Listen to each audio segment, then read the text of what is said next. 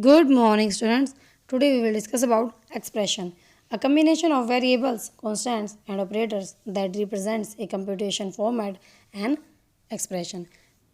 जो भी कम्बिनेशन होता है वेरिएबल्स का, कॉन्स्टेंट्स का, ऑपरेटर्स का, जिससे हमें कंप्यूटेशन की फॉर्म का पता चलता है, उसे हम एक्सप्रेशन बोलते हैं. Depending upon the type of operands involve in expression और the result obtained after evaluating expression, there are different categories of an expression. Input and output के बेस पर डिफरेंट टाइप के एक्सप्रेशन होते हैं, जिनके बारे में अभी रीड करेंगे.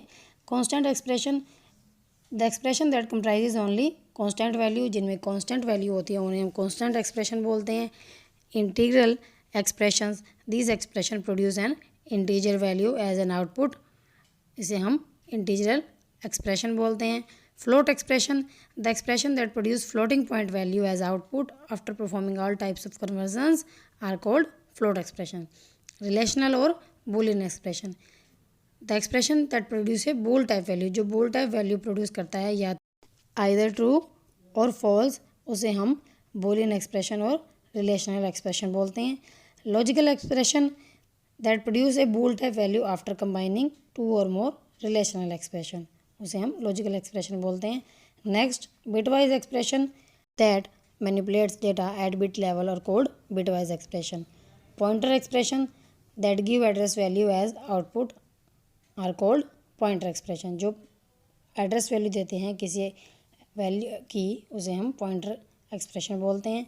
Special assignment expression can be categorized further depending upon the way of the values assign to the variables.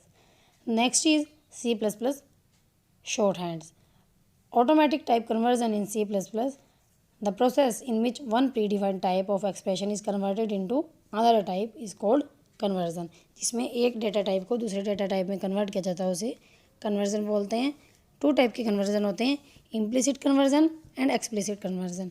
Implicit conversion में डेटा टाइप जब दो ऑपरेंड डिफरेंट टाइप के होते हैं, तब लोअर टाइप का वेरिएबल कन्वर्ट हो जाता है हायर टाइप के वेरिएबल में. डेटा टाइप के ऑर्डर को हम इस टेबल में देख सकते हैं. लॉन्ग डबल, डबल और float, long, integer and character, ये हाईएस्ट टू लोएस्ट ऑर्डर है. Next is explicit conversion.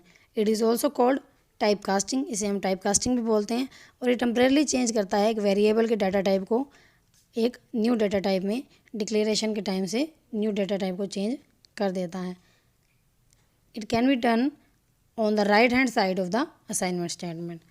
Next is introduction to statements. Statements are the instructions given to the computer. Statements वो instructions हैं जो computer को दी जाती हैं perform करने के लिए किसी भी तरह के एक्शन को. ये एक्शन कोई भी हो सकता है, data movement, decision making etcetera. And statements are always terminated by semicolon. First is compound statement. Compound statement is a grouping of statement in which each individual statement ends with a semicolon. ये statements का group होता है जिसे हम block बोलते हैं, और हर statement के बाद, इंडिविजुअल स्टेटमेंट के बाद सेमीकोलन लगता है. और ये स्टेटमेंट्स ब्रेसिस में, करली ब्रेसिस में क्लोज्ड होती हैं.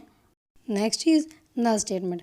एक सेमीकोलन नल स्टेटमेंट को इंडिकेट करता है. ओनली सेमीकोलन लगाने पर हमें नल स्टेटमेंट शो होती है. ये बहुत यूज़फुल होती है.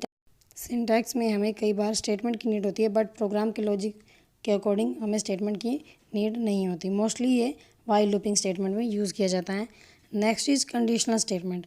सम of the programs needs to be executed depending upon a particular condition. कुछ प्रोग्राम कुछ कंडीशंस पे ही एग्जीक्यूट होते हैं. वो कौन कौन से प्रोग्राम्स होते हैं? If statement, if else statement, nested if statement, switch statement. Switch statement allow करता है वेरिएबल को टेस्ट करने का, उसकी equality against the values, given value के अगेंस्ट उसकी इक्वालिटी को चेंज करता है. हर वैल्यू को केस कहते हैं. And the variable being switched on the checked for each switch case. The switch statement works as follow. Integer control expression is evaluated. A match is looked for between this expression value and case constant. If a match is found, अगर कोई match found हो जाता है, execute the statement for that case. And अगर match नहीं found होता, execute the default statement. Default statement को execute करता है. Terminate switch when a break statement is encounter. जब ब्रेक स्टेटमेंट आए तो स्विच को टर्मिनेट कर लो. Some things to be aware when using switch statement. हमें क्या ध्यान रखना चाहिए? Case values must be unique होनी चाहिए। Switch statement only test for equality, ये ओनली इक्वालिटी टेस्ट करता है। The control expression can be type character since they are internally treated as integers.